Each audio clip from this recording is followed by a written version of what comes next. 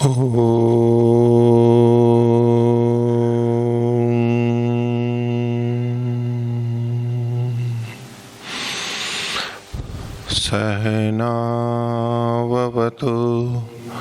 सहनौ भुनक्तु सह वीर्यं करवावहै तेजस्विनावधीतमस्तु मा विद्विषावहै। ओम शांति शांति शांति।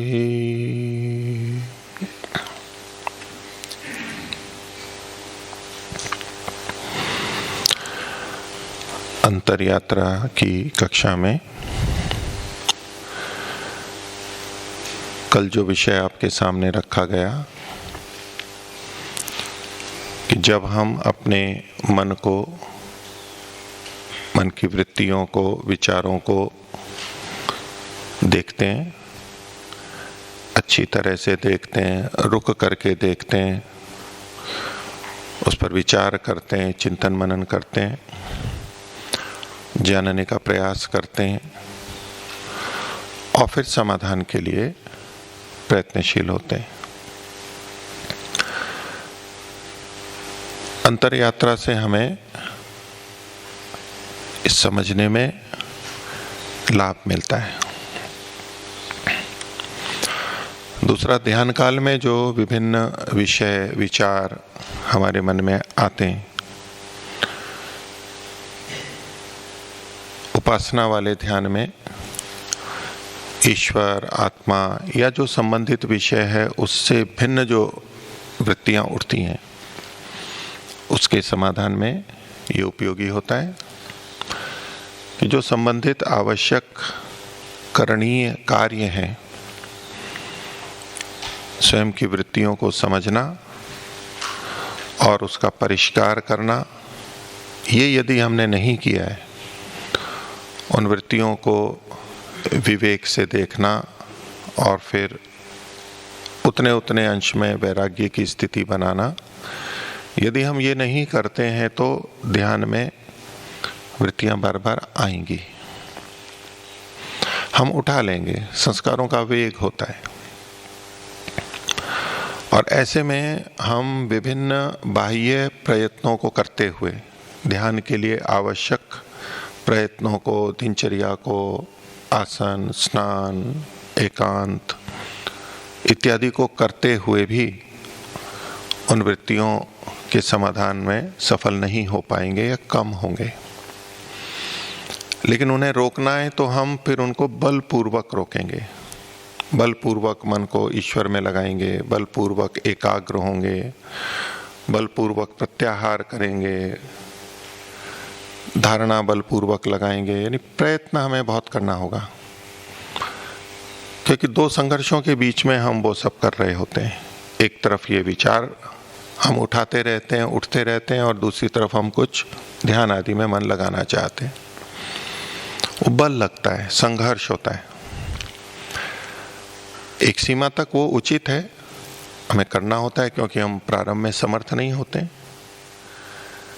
लेकिन यदि हम इस अंतर यात्रा की प्रक्रिया को करते हैं, अपने आप को, अंतर्मन को समझने का प्रयास करते हैं, तो वो संघर्ष वहाँ नहीं करना होगा या वो बहुत कम हो जाएगा, क्योंकि उसके बल को हम अंतर यात्रा आदि एकांत चिंतन में ही निर्बल कर देते हैं, उसको क्षीण कर देते हैं, उसको समझ लेते हैं, ज्ञान से, विवेक से उसको हम क्षीण कर लेते हैं। उसके लिए विचार की और अधिक आवश्यकता नहीं होती कि हमें आवश्यक है और वो ध्यान काल में ही बार बार उठे। उसको हम ऐसी स्थिति में ले आते हैं कि उसका एक समाधान है और वो हमने कर रखा है, और जो बचा हुआ है वो हम कर लेंगे। अभी हम निश्चिंतता से उपासना, ध्यान, ईश्वर की भक्ति कर सकते हैं। जैसे जल आदि का उदाहरण है कि नल आया हुआ है, हम पानी हमने भर लिया है घर में और अब हम ध्यान के लिए बैठे हैं, तो अब हमें चिंता नहीं है कि हमें पानी भरना है। फिर जब आवश्यकता होगी वो हम बाद में ध्यान से उठ के कर लेंगे, हमने व्यवस्था की है।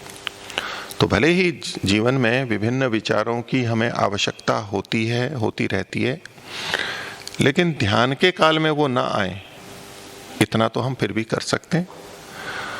और यदि हम ये सब नहीं करते हैं और ध्यान को हम चंचलता से हटा के एकाग्रता लाने में ही बहुत प्रयत्न करते हैं, तो बहुत समय तो उसी में निकल जाएगा। विचार उठते रहेंगे, फिर प्रयत्न करेंगे, फिर कुछ एकाग्र होंगे, फिर ईश्वर के ध्यान के लिए, संकल्प के लिए, स्तुति के लिए, प्रार्थना के लिए कम समय बचेगा और थक भी चुके होंगे, सिर पे बल आ चुका होगा, भारीपन आ चुका होगा, अरुचि हो रही होगी। तो जो उपासना वाली स्थिति है ध्यान की, वो उसका स्तर कम हो जाएगा, कम कर पाएंगे। और कई बार तो यूँ लगेगा कि पूरा ध्यान या पूरी उपासना उसी संघर्ष में निकल गई, मुख्य जो विषय था वो तो किया ही नहीं या तो बहुत कम किया। तो ये कुछ कार्य होते हैं आध्यात्मिक व्यक्ति के जो हम भिन्न समय में, अन्य समय में करते हैं। ये भी ध्यान जैसी ही प्रक्रिया है। अध्यात्म हमारा मुख्य रूप से मन पर टिका हुआ है।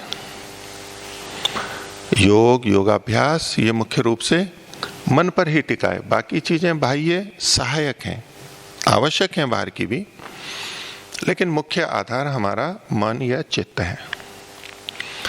और मन और चित्त में भी वृत्तियां, ये एक बहुत महत्वपूर्ण बिंदु है। इसलिए वृत्तियों के बारे में भी योग दर्शन में बताया गया है और आप लोग उनके बारे में जानते हैं, आपने पढ़ा हुआ है। तो चित्त महत्वपूर्ण है, मन महत्वपूर्ण है और उसमें भी वृत्तियां बहुत महत्वपूर्ण है। और हम अपने आप को जानते हैं तो मन में वृत्तियां होती हैं जो चित्त के परिदृष्ट धर्म कहे जाते हैं। परिदृष्ट मतलब जो हमारे को दिखाई देते हैं, जो हमें अनुभव में आते हैं।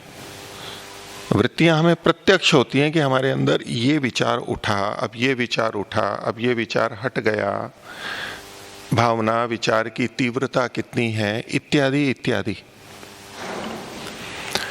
ये हमें अनुभूत होता है। योग दर्शन में वृत्तियों को चित्त का एक धर्म माना है। चित्त में होती है, ये एक ज्ञानात्मक स्थिति है और ये परिदृष्ट धर्म है, जाना जाता है, इसका हम प्रत्यक्ष करते हैं। चित्त में दूसरी स्थिति जो मुख्य है वो है संस्कारों की। संस्कार को भी चित्त का धर्म कहा गया है। वो संस्कार भी चित्त में रहते हैं, हमारे मन में रहते हैं। लेकिन संस्कारों को अपरिदृष्ट धर्म कहा गया है। दिखाई नहीं देते, अनुभव में नहीं आते, उनका हम ऐसे प्रत्यक्ष नहीं कर सकते जैसे वृत्तियों का करते हैं। सामान्य स्थिति में हम संस्कारों को नहीं देख सकते, नहीं जान सकते। हम बैठे बैठे अपने संस्कारों को देखना चाहें कि हम अंतर्मुखी हो गए, अब मन को पढ़ रहे हैं, अपने संस्कारों को जानना है, तो संस्कार कहीं नहीं मिलेंगे, कुछ पता नहीं लगेगा। लेकिन वृत्तियों का हमें पता लगता है और संस्कार और वृत्तियों में परस्पर संबंध है। वृत्ति थी, वृत्ति से संस्कार बने थे, जैसी वृत्ति थी वैसे संस्कार बने, और वो संस्कार छाप अभी पड़ी हुई है जो हमें पता नहीं लग रही है, लेकिन उन संस्कारों से वृत्तियां फिर से बनती हैं, वैसी ही वृत्तियां बनती हैं जैसे संस्कार हैं। तो वृत्तियों का ज्ञान तो हमें प्रत्यक्ष होता है, अनुभव में आता है, वो परिदृष्ट धर्म है चित्त का। लेकिन संस्कारों का नहीं पता लगता है। क्योंकि संस्कारों का कैसे पता लगेगा? वृत्तियों से ही संस्कार का पता लगता है। हम जान रहे हैं वृत्तियों को और संस्कारों का अनुमान हो जाता है कि जैसी वृत्तियां उठ रही हैं ऐसे ही मेरे अंदर संस्कार हैं, अच्छे बुरे, कम वेग के, अधिक वेग के, जैसे भी हैं। क्योंकि वृत्ति और संस्कार का संबंध सिद्ध है, शास्त्रकार ने भी कहा है, और हम संस्कारों को मानते हैं तो संस्कारों से वृत्तियां उठती हैं, स्मृति वृत्ति उठती है, वो संस्कारों के कारण ही होती है।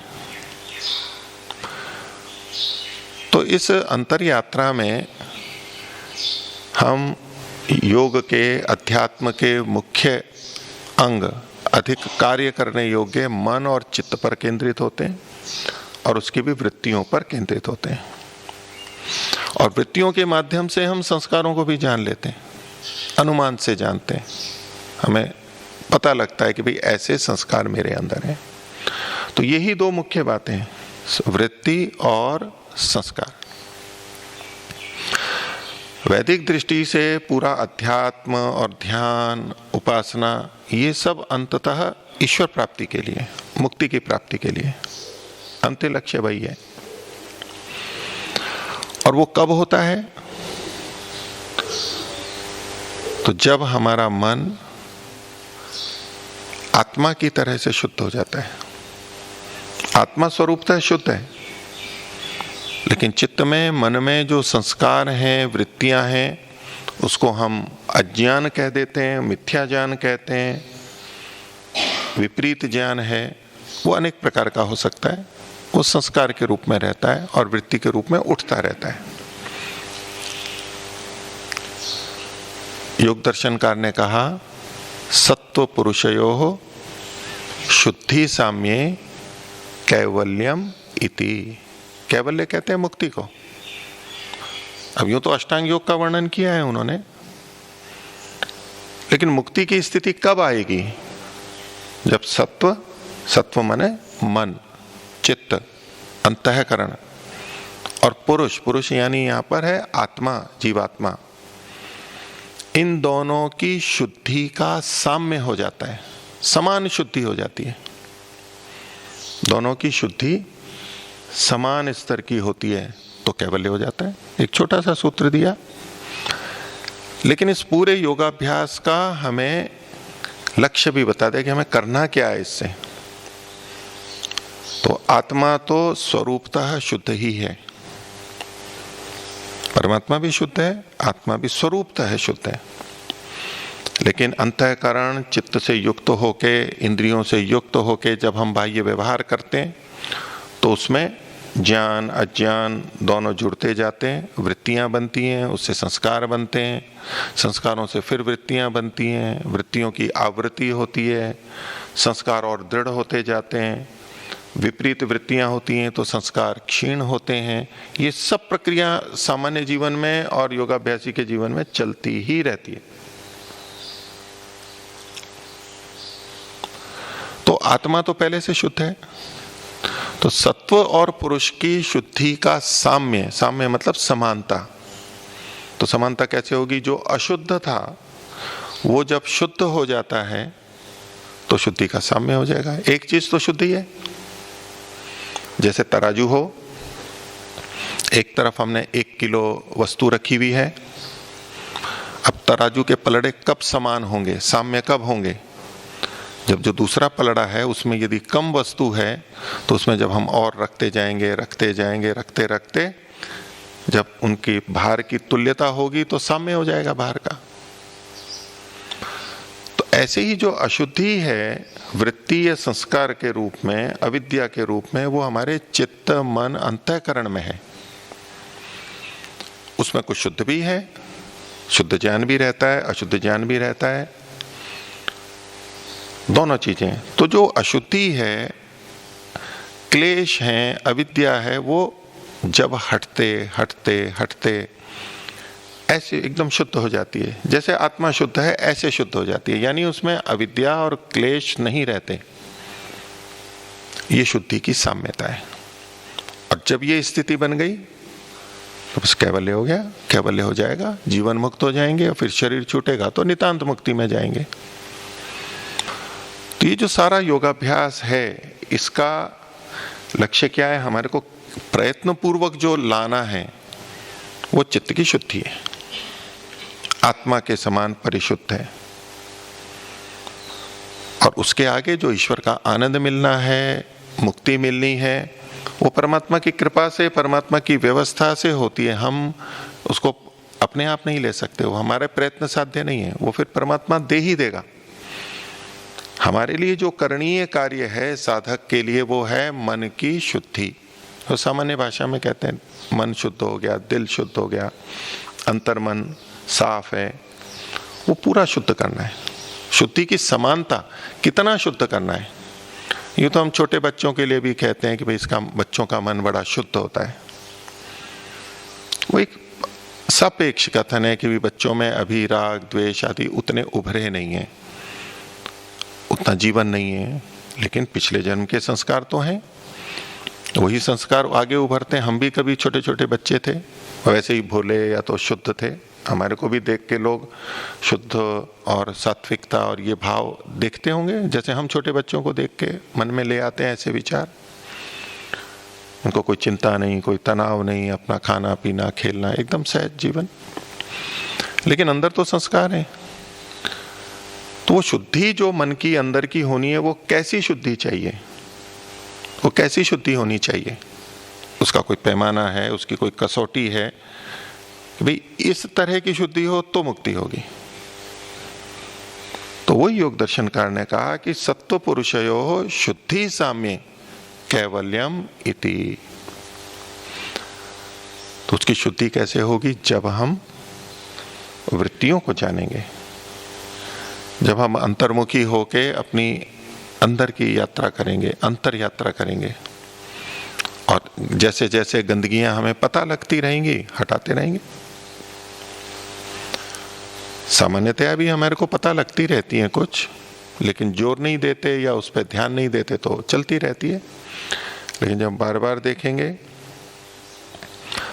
और अंतर यात्रा में पता लगेगा कि मेरे अंदर ये अशुद्धि है और इसके कारण मेरे अंदर ये विकार है, इसके कारण मेरे अंदर क्लेश है, इसके कारण मैं दुखी हो रहा हूँ, इसके कारण मेरी स्थिति बिगड़ती है, कब बिगड़ती है, कितनी बिगड़ती है, ये सब पता लगेगा अंतर यात्रा में। जब हम अपने मन को पढ़ेंगे तो यही तो चीजें हैं। इतना मात्र नहीं है कि योग दर्शन में 5 वृत्तियां लिखी हैं, हमने अंतर मन में देख लिया कि अच्छा ऐसे ऐसे ऐसे वृत्तियां होती हैं, ये उठती हैं, इतना नहीं, उनका विश्लेषण होता है। ये वृत्ति है, इससे मेरे को कहाँ सुख हुआ, इस वृत्ति से कहाँ दुख हुआ, इस वृत्ति के कारण कब मैंने अपना नियंत्रण खोया, इस वृत्ति के कारण कब मैंने अपना संयम बना करके रखा, ये सारी चीजें देखनी होती हैं। लेकिन उसके लिए हमें अंदर तो जाना ही होगा। बाहर की तरफ दृष्टि रखते हुए, बाहर के कार्यों को करते हुए, बाहर के कार्यों में व्यस्त रहते हुए, उनका चिंतन मनन करते हुए जो थोड़ा थोड़ा हमें अपने मन का ज्ञान होता है बीच बीच में, वो पर्याप्त नहीं है। हमें पूरा ध्यान अंदर की तरफ लगाना होगा, उन वृत्तियों को समझना होगा। ये हम ऐसी स्थितियों में, जिसे अंतर यात्रा कहा जा रहा है, या तो हम बैठ के विचार करते हैं, मनन करते हैं, निधिध्यासन करते हैं, उस प्रक्रिया से पता लगता है। यदि हम इस प्रक्रिया को नहीं करते हैं तो ध्यान में अधिक सफलता नहीं मिलेगी। जितना हमारा प्रयत्न है अन्य, उससे जितना लाभ मिलना है वो तो मिलेगा, अधिक नहीं मिलेगा। ध्यान और उपासना ऐसे कार्य नहीं है कि अब उसका समय हुआ और हमने कर लिया, और समय पूरा हुआ उठ गए फिर अन्य कार्यों में लग गए। स्नान का समय हुआ, हमने स्नान कर लिया और स्नान करके चले गए और बस दूसरे कामों में लग गए। प्रातराश का समय हुआ, प्रातराश के लिए किया, बनाया, खाया, करे, अब दूसरे काम में लग गए। ध्यान ऐसा कार्य नहीं है। दिनचर्या में इस तरह का नहीं है कि बस ये करना है, दंत धावन करना है, दांत धोना है, लघु शंका जाना है, किया और बस समाप्त। ये हमारे पहले से भी जुड़ा है और ध्यान के बाद में भी जुड़ा है, इसका संबंध व्यापक होता है। चलते फिरते कुछ भी काम करना है हमें, कि अब हमें वस्त्र बदलने हैं तो वस्त्र बदल दिए और अब कोई मतलब नहीं है। जिस समय वस्त्र बदलने थे तभी सोचा और वस्त्र बदले और हो गया। यद्यपि लौकिक कार्य भी जब हम करते हैं तो उसकी कुछ न कुछ सज्जा करते हैं, तैयारी करते हैं, लेकिन वो बहुत सारी चीजें यंत्रवत होती हैं और होती चली जाती हैं। लेकिन ध्यान उपासना ऐसा विषय नहीं है। उसके लिए पहले से मानसिकता बनानी पड़ती है, बनानी होती है दिन भर का व्यवहार अच्छा रखना होता है, रात्रि का अच्छा रखना होता है, भोजन पे नियंत्रण रखना होता है, ऐसे बहुत सारी बातें। और मन में ये रहे कि भाई मेरे को उपासना अच्छी करनी है, ये अच्छा करना है, तो फिर हम उसी अनुसार अन्य चीज़ों को करते हैं।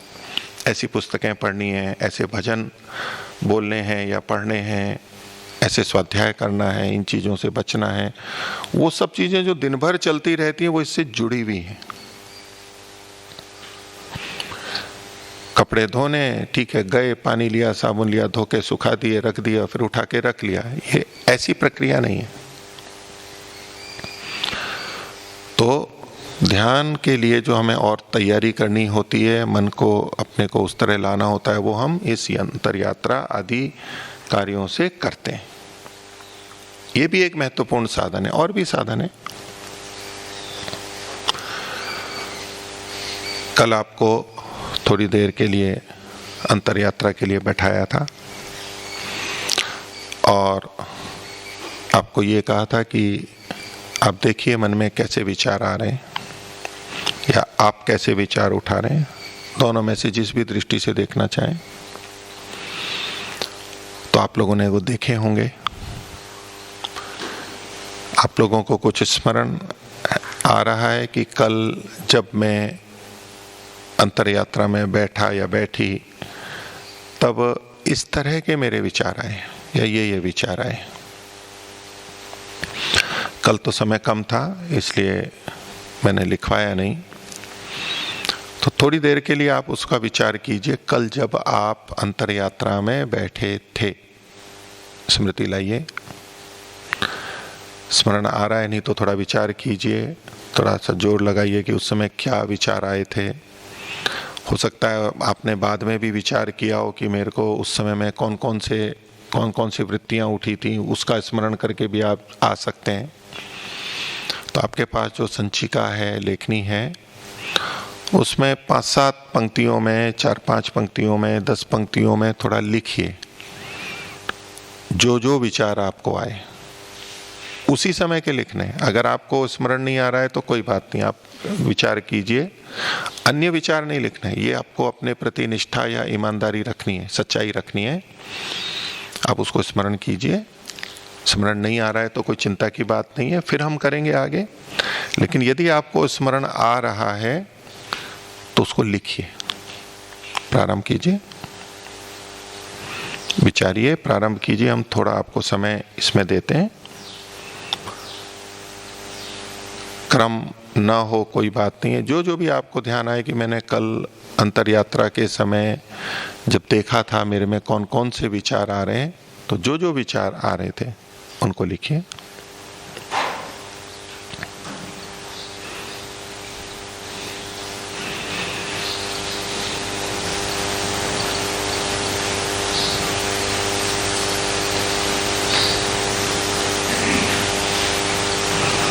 स्मरण नहीं आ रहा है, प्रयत्न कीजिए, उस तरफ एकाग्र होइए कि कल क्या विचार थे मेरे।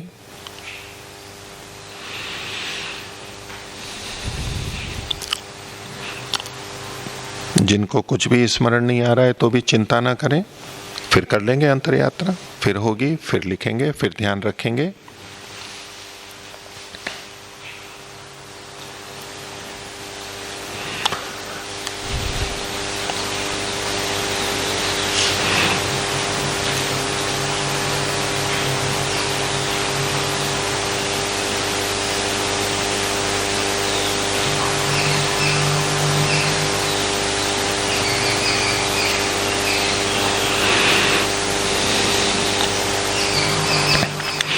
सच्चाई के साथ लिखना, केवल इसलिए मत लिखना कि कोई भी विचार ऐसे आते रहते नहीं। कल जो थे, साधना में अपनी सच्चाई सबसे मुख्य होती है। इस बात की कोई चिंता नहीं करना कि लोग क्या कहेंगे या मैं क्या कहूँगा। जो था वो लिखिए, नहीं था, नहीं आता तो मत लिखिए।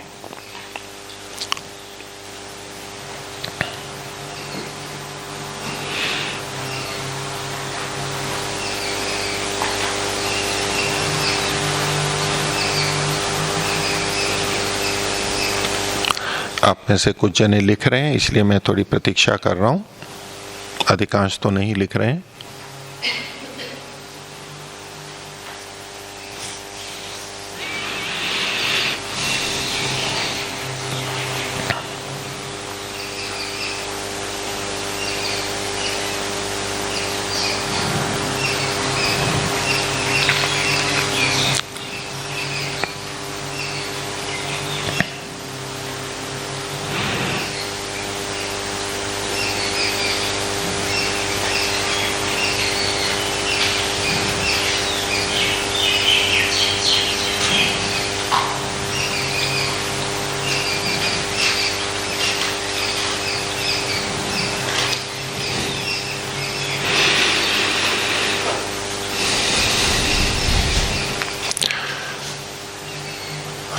लौकिक उदाहरणों से हम समझ सकते हैं। जो लिख रहे हैं वो लिखते रहिए।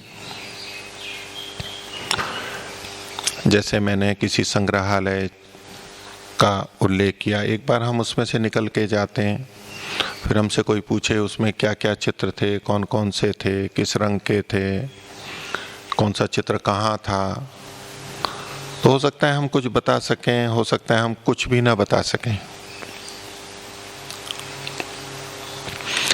हम बाजार में जाते हैं, देखते चल रहे हैं, दुकानें दिख रही हैं, आते जाते लोग दिख रहे हैं, मना नहीं कर सकते कि नहीं दिख रहे हैं।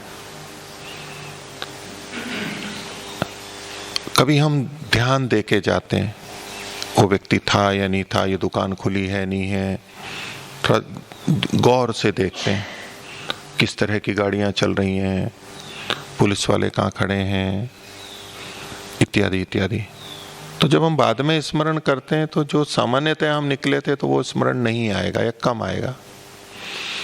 और जिस पर जब हमने ध्यान से देखा, अथवा तो जो विशेष गुप्तचर होते हैं वो देखते हैं कौन कैसा है, संदिग्ध व्यक्ति है, वो बड़ी पैनी दृष्टि से देखते हैं कि को ध्यान रहता है, अच्छा एक वो व्यक्ति था, ऐसे बाल थे, ऐसे कपड़े थे, वो स्मरण रहता है। तो ये अंतर यात्रा, अंदर की यात्रा भी अलग अलग स्तर पे होती है। यदि हम बिल्कुल सामान्य स्तर पे जा रहे हैं तो हमें स्मरण नहीं रहेगा, लेकिन हमें ये इतनी जल्दी से नहीं जाना है, हमें रुक करके उन विचारों को देखना है, करना है, तो हमें स्मरण रहेंगे कि मेरे को ये चीज हुई थी, छूटेगी नहीं। धीरे धीरे अभ्यास से हमें वो अधिक अधिक स्मरण में रहेगी और वो हमारे कार्य का बिंदु बनेगा, विषय बनेगा। मुझे इस पे काम करना है, वो भूलने में नहीं आएगी। हाँ ये चीज है, इस पे काम करना है, वो एकदम याद रहेगी। तो अंतर यात्रा में हम थोड़ा जोर दे के करते हैं, ऐसे ही नहीं निकल जाते कि हाँ ये वृत्ति आई फिर ये आई नहीं, उसको थोड़ा सा संभाल के रखते हैं, क्योंकि हमें उसका फिर काम करना है। उस पे वृत्तियों को देखते देखते जो सूचना हमारे अंदर आई कि हमने इन वृत्तियों को देखा, यानी स्मृति की भी जो स्मृति आती है, स्मृति वृत्ति से भी की भी स्मृति बनती है, क्योंकि जो स्मृति वृत्ति थी उसका फिर संस्कार पड़ा कि उस समय मैंने ये स्मरण किया, उसकी फिर स्मृति आती है। तो ये वृत्ति ही है। तो हम जब ध्यान से देखते हैं कि मुझे उसका स्मरण हुआ, ये वृत्ति आई, उसकी भी जो स्मृति बनी, हम बाद में फिर जब देखते हैं, जैसे अभी आप उसकी स्मृति कर रहे हैं जो लिख रहे हैं, तो जोर से, ध्यान से, गौर से जब हम देखते हैं तो हमारे को पकड़ में आएंगे। ठीक है, जिनका हो गया, कुछ लिखा है, जिन्होंने लिखा है, ठीक है, वो आपके अपने लिए है। मैं कुछ आगे और जो प्रक्रियाएं बताऊंगा, आगे भी ऐसे आपको लिखना है और उसमें जो हमें कुछ विश्लेषण करना है, समझना है अपने मन को, उसको शुद्ध बनाने की प्रक्रिया में अपने मन को समझना है। तो इससे हम कह सकते हैं ये हम अपने आप को समझ रहे हैं। तो जितनी वृत्तियां हमारे अंदर हैं, तरह तरह की, हम यूं कहने लगे तो विविध प्रकार की हैं।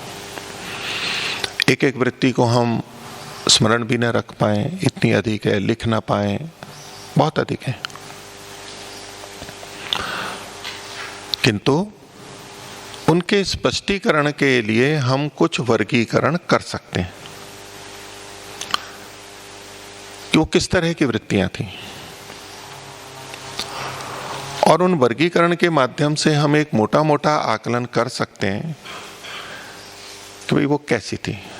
मान लीजिए हम सड़क पे चल रहे हैं, अब बहुत से मनुष्य आ रहे हैं जा रहे हैं, वो कौन क्या है हमें नहीं स्पष्ट हो रहा है, लेकिन अगर हम स्मरण करने के लिए रखें कि उसमें कितने बच्चे थे, कितने युवा थे और कितने वृद्ध थे, एक मोटा मोटा आकलन, सत्संग में कितने बच्चे थे, कम थे, अधिक थे, होंगे लगभग 15-20%, 30%, युवा इतने थे, वृद्ध इतने थे, सड़क पे महिलाएं कितनी थीं, पुरुष कितने थे। अब ये एक थोड़ा सा वर्गीकरण हो गया, तो हमारे को अभिव्यक्ति में और समझने में स्पष्टता आ जाएगी। यूं बहुत सारे व्यक्ति हैं, सबको देखा हमने, उसमें स्त्री पुरुष भी थे, बच्चे युवा वृद्ध भी थे, सब तरह के थे, लेकिन हमें विशेष आकलन नहीं हुआ। लेकिन जब हमें देखेंगे इनके प्रकार, इनको भेद में कर दें, तो कहते हैं हाँ, रास्ते में लगभग अधिकतर पुरुष थे, बाजार में 60-70-80%, 20-30% महिलाएं थी। सुबह का समय था, बच्चे जा रहे थे, तो सड़कों पे काफी बच्चे थे, होंगे 30-40-50%। दोपहर में अभी तो विद्यालय छूटा नहीं है, बड़े लोग अधिक थे। और वर्गीकरण कर सकते हैं कि कितने भारतीय वेशभूषा में थे, कितने पाश्चात्य या तो अरबी वेशभूषा में थे, ऐसे कुछ हम वर्गीकरण के किस तरह के लोग थे। हम क्या अभी चश्मा पहने हुए कितने थे, बिना चश्मे वाले कितने थे, टोपी वाले कितने थे, बिना टोपी वाले कितने थे, गाड़ियों में कितने थे, पैदल कितने थे, स्कूटर पे कितने, स्कूटर मोटरसाइकिल पे कितने थे, साइकिल पे कितने थे, इत्यादि इत्यादि। ये होता है उन चीजों को थोड़ा वर्ग में बांट करके, किसी विशेषता से वर्ग में बांट करके उसको स्पष्टता से समझना। इससे क्या होता है, हमें आकलन में सहायता मिलती है, विश्लेषण में सहायता मिलती है, जो काम हम आगे करने वाले हैं उसमें सहायता मिलती है। यहाँ हम विश्लेषण करें तो सीधे सीधे तो नहीं करते कि हम एक एक की गणना करें, वो संभव नहीं है। यद्यपि सड़कों पर कई बार गणना करते हैं तो वो लिखते जाते हैं बैठे हुए चौराहे पे, कितने ये मोटरसाइकिल गई, कितने बाइक गई, कितनी कार गई और कितनी साइकिल गई, वो संख्या लिखते जाते हैं। फिर संख्या से गणना करते हैं, फिर आकलन करते हैं, योजना बनाते हैं, विश्लेषण करते हैं। तो व्यवस्थित रूप से अगर हमें काम करना है तो कुछ आकलन करना होता है, गणितीय दृष्टि से, सांख्यिकी दृष्टि से। तो यहाँ ऐसा तो नहीं होगा और न उसकी आवश्यकता है। लेकिन हम जैसे मोटा मोटा मैंने कथन किया कि 10-20%, 50%, 60%, ये लगभग, ये कुछ अधिक है, ये कुछ कम है, ये बहुत अधिक है, ये बहुत कम है, ये बिल्कुल नहीं है, ऐसे हम कुछ विभाजन तो कर सकते हैं।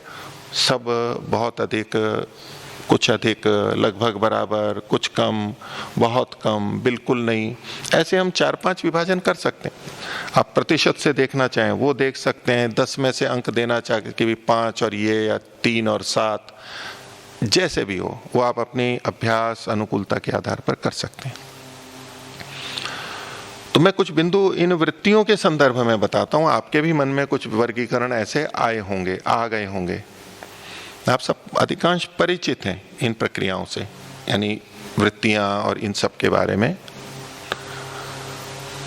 तो जैसे ही मैंने मनुष्यों का उदाहरण दिया, तो जब हम अपनी अंतर यात्रा में विभिन्न वृत्तियों को देखते हैं और 5, 10, 15 मिनट बैठने के बाद में जब हम थोड़ा अपना आकलन करें तो हम वर्गीकरण कर सकते हैं, कई तरह से कर सकते हैं।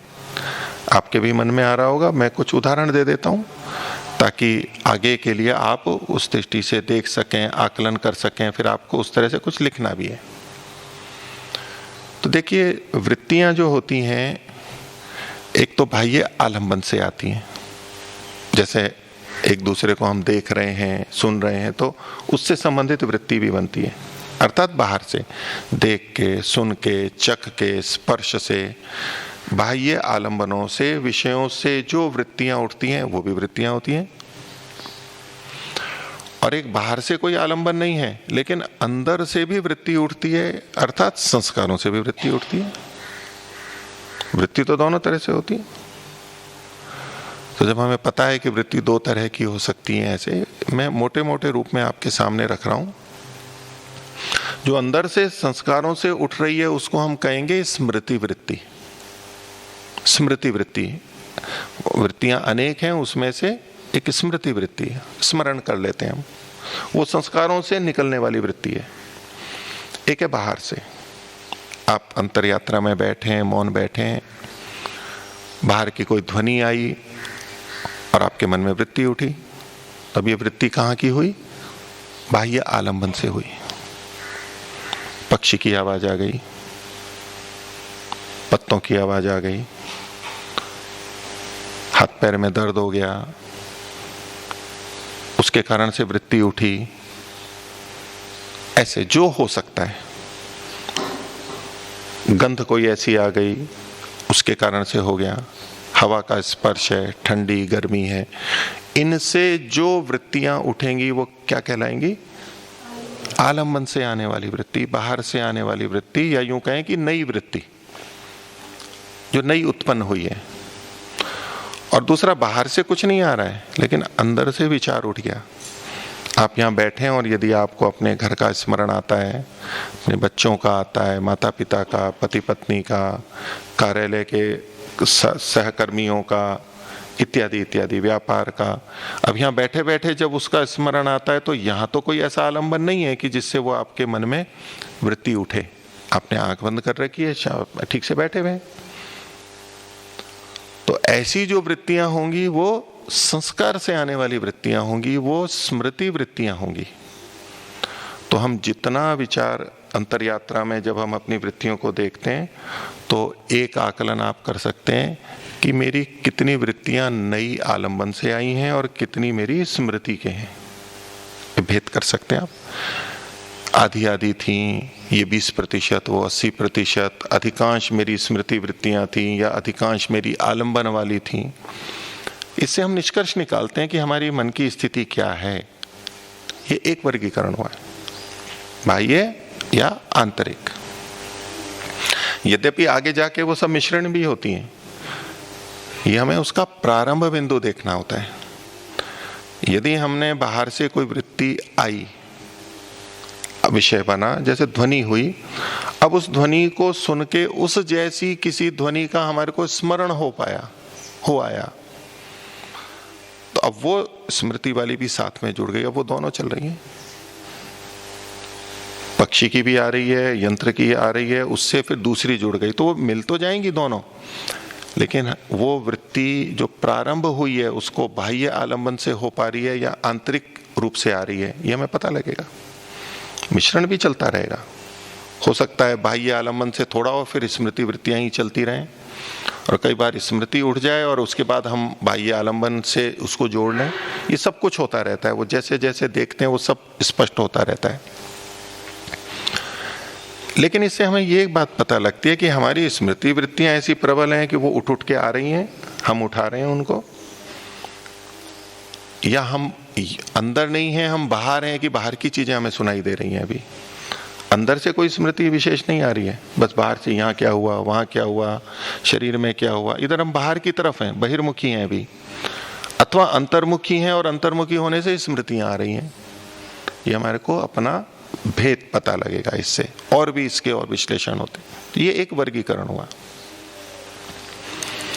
दूसरा वर्गीकरण हम ऐसा देख सकते हैं कि जो हमारी वृत्तियां आई अंतर यात्रा में, कि कुछ वृत्तियां आई या हम लेके आए और चली गई, उसके बाद दूसरी आ गई, तीसरी आ गई, हम टिके नहीं उसमें, बस थोड़ी सी आई और चली गई, हल्की सी आके चली गई। कोई थोड़ी देर तक रहती है, कोई और अधिक रहती है। किसी को हम अपना विषय बना लेते हैं चिंतन का, नया विचार प्रारंभ कर देते हैं, उससे संबंधित भूत का या भविष्य की योजना बनाना आदि विचार कर लेते हैं, देर तक उसको पकड़ के रहते हैं, और वो ऐसे ही आकर के चली गई हो, दूसरी वृत्ति आ गई हो, ऐसा नहीं, वही बार बार चलती रहेगी। तो जो वृत्तियां हमारे अंदर उठेंगी, जब हम अपनी वृत्तियों को देखेंगे, तो एक वर्गीकरण हम ये कर सकते हैं। अब वहां ये नहीं देखेंगे कि बाहर की है या अंदर की है, जैसी भी है, वो वर्गीकरण एक अलग हो गया। जैसे हम स्त्री और पुरुष का वर्गीकरण करें, और जब हम बच्चे और युवा का करेंगे तो बच्चों में पुरुष स्त्री दोनों आ गए। अब बच्चों को ही देख रहे हैं, अब उसमें ये भेद नहीं कर रहे कि कितने स्त्रियां बच्ची थी और कितने बच्चे थे। युवा हैं तो युवा वर्ग देख रहे हैं, उसमें स्त्री पुरुष का भेद नहीं कर रहे हैं। मिलाना चाहे मिला सकते हैं, लेकिन हम अलग अलग दृष्टि से वर्गीकरण करते हैं। तो जो पहला वर्गीकरण था, बाह्य आलंबन से उठने वाली वृत्ति या अंदर से होने वाली वृत्ति, ये एक चीज हो गई। किसी दिन आप केवल इस पे केंद्रित रह सकते हैं। अब दूसरी दृष्टि से जो मैं बता रहा हूं वो वर्गीकरण की, किस वृत्ति को हमने थोड़ी देर छुआ, चली गई, दूसरी आ गई, तीसरी आ गई, बदलती रही, अथवा किसको मैंने थोड़ा अधिक देर, दुगने तिगने समय तक पकड़ के रखा, किसको 1 मिनट, 5 मिनट, पूरे समय। तो उसका एक थोड़ा कि थोड़ी देर कोई वृत्ति रही, आती रही, अथवा मैं किसी वृत्ति से जुड़ गया और उससे संबंधित विचार पर ही टिक गया, उससे आगे नहीं जा गया और वो विचार चलता रहा, लंबा चल गया। वो अच्छा बुरा क्या होगा वो नहीं देख रहे हैं अभी, लेकिन हमारी वृत्तियों की स्थिति कैसी है, और उसके आधार पे हम अपना आकलन करते हैं कि कौन सी वृत्तियां हैं आई और चली गई और हमने उस पर ध्यान नहीं दिया, किसको हमने पकड़ा, किसको हम पकड़ रहे हैं। जैसे हमारे सामने बहुत से व्यक्ति आते हैं जाते हैं, किसी को देखा, किसी से नमस्ते की, किसी से 5 मिनट बात की, किसी से और आधा घंटे बात की, ये अंतर होता है ना अलग अलग व्यक्तियों के साथ। उसके पीछे कारण होता है, जिससे कुछ विशेष बात नहीं होती, हमारे लिए काम की नहीं है, उपयोगी नहीं है, जिसे हम उपयोगी नहीं, वो आया गया निकल गया। किसी को केवल नमस्ते करते हैं, बात नहीं करते, किसी से बातचीत भी करते हैं। ऐसे ऐसे अर्थात जो हम वृत्तियों को थोड़ी सी देर रख पाए, अधिक देर रखा, उसका निष्कर्ष क्या आता है, उनको जगाइए। उसका निष्कर्ष क्या आया कि हमारा जोर किस पे है, हम किसको महत्वपूर्ण समझ रहे हैं। क्योंकि जिस वृत्ति पे क्योंकि हमें आवश्यकता नहीं है, हम उपेक्षित समझते हैं, तो वो तो आएगी और जाएगी, कोई मतलब नहीं उसका हमारे से, क्योंकि हमारा को उससे कुछ अधिक लेना देना नहीं है या कम है।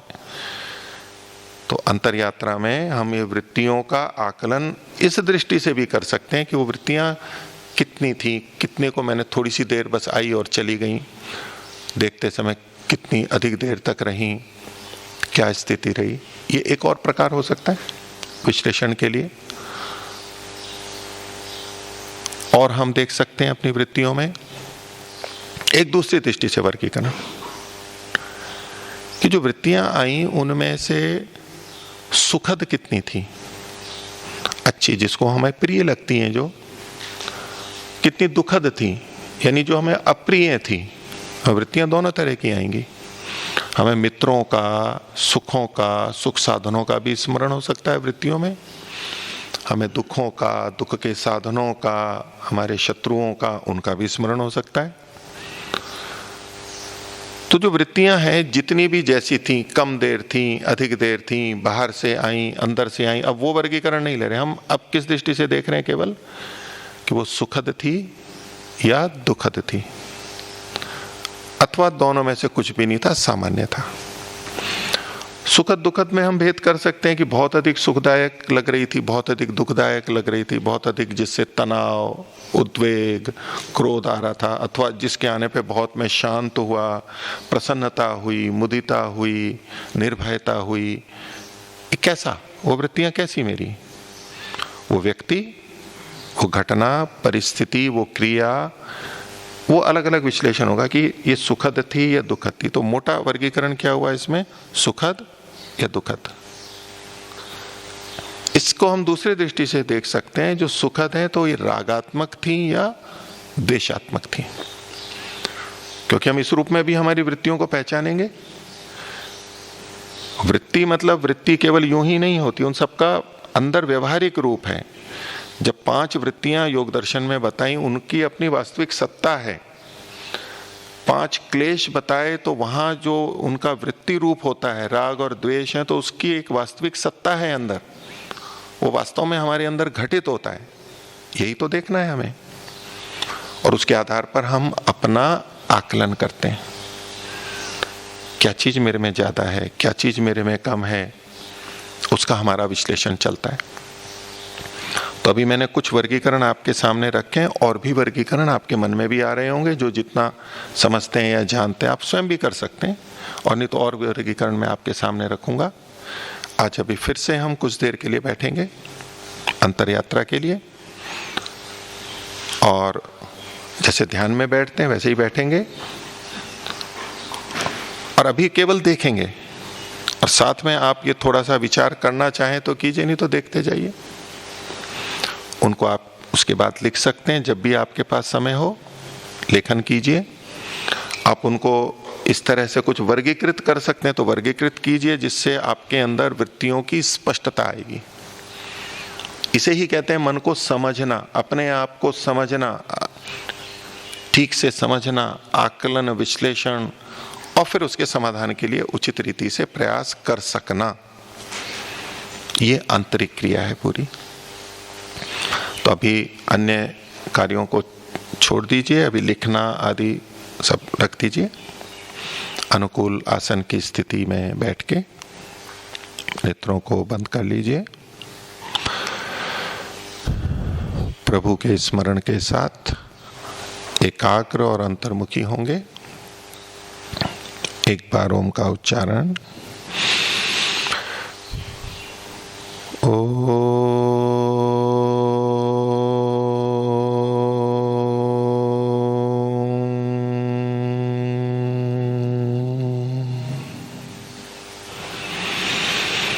कुछ गहरे लंबे श्वास लीजिए। अपने को एकाग्र और अंतर्मुखी करने का प्रयास कीजिए। जिनकी स्थिति शीघ्र बन जाती है वो अंतर यात्रा प्रारंभ कर लेंगे, नहीं तो थोड़ा श्वास आदि पे केंद्रित रह के और फिर विचारों पर, वृत्तियों पर केंद्रित होंगे।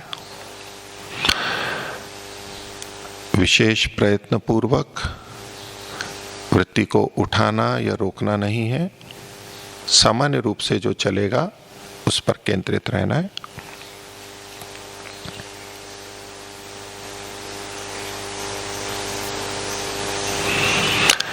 सामान्य श्वास प्रश्वास।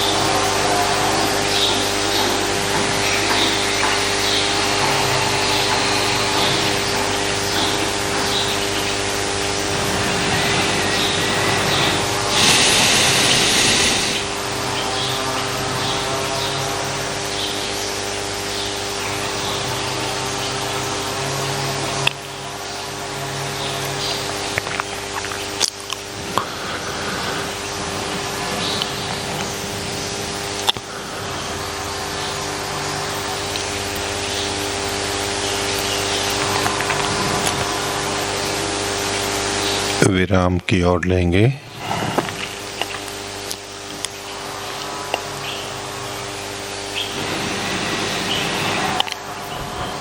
ओम का उच्चारण।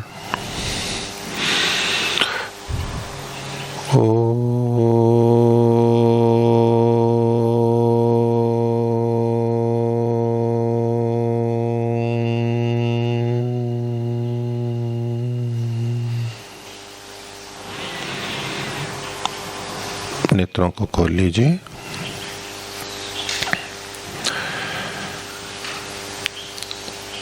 जो अभी लिखना चाहते हैं लिख लीजिए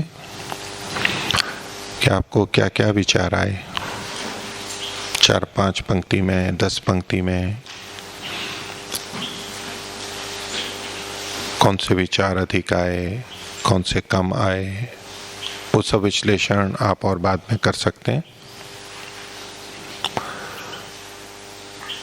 जो कुछ वर्गीकरण आपके सामने रखे थे उसकी दृष्टि से भी आप आकलन कर सकते हैं। वर्तमान आलंबन के कैसे थे, कितने थे, स्मृति से कितने थे, हल्के फुल्के कुछ क्षण के कितने थे, लंबे समय रहने वाले कितने थे, रागात्मक या सुख वाले कितने थे, द्वेषात्मक या दुख वाले कितने थे।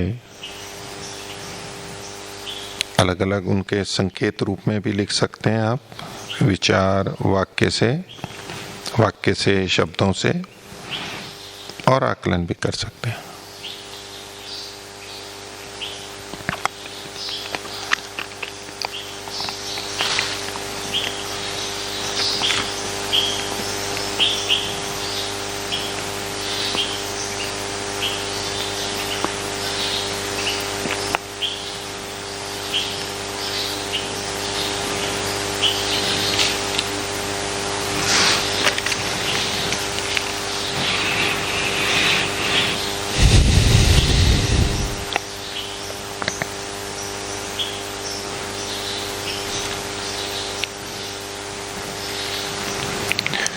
ये लिखा हुआ आपके अपने लिए है, किसी दूसरे को दिखाने की आवश्यकता नहीं है।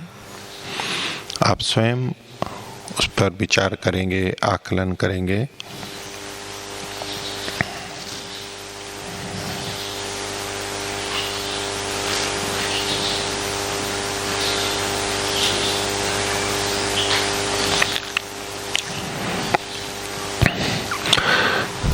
जितना अभी लिखने में हो गया है उतना रख लीजिए, बाद में लिख लेना। अभी बीच में अवकाश होता है तब चाहें तब लिख लीजिए, अन्य समय में लिख लीजिए, उसका कुछ विचार कीजिए, विश्लेषण कीजिए। उन वृत्तियों की स्मृति उठाएंगे। अंतर यात्रा के समय जो वृत्तियां उठी उनका आप स्मरण कर सकते हैं। उन वृत्तियों से संस्कार बन चुके हैं जैसे औरों के बनते हैं। अंतर यात्रा के समय जो वृत्तियां उठी उन सब का भी संस्कार आप पे है, और उन संस्कारों को जब हम फिर से स्मरण करते हैं, स्मृति के रूप में आते हैं, तो वो आप स्मरण कर सकते हैं, कम या अधिक। उसको कीजिएगा। अभी से समाप्त करेंगे।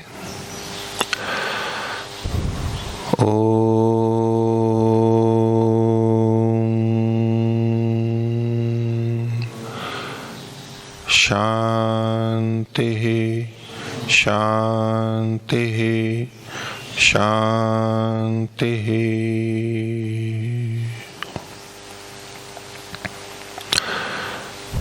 कुछ सूचना है?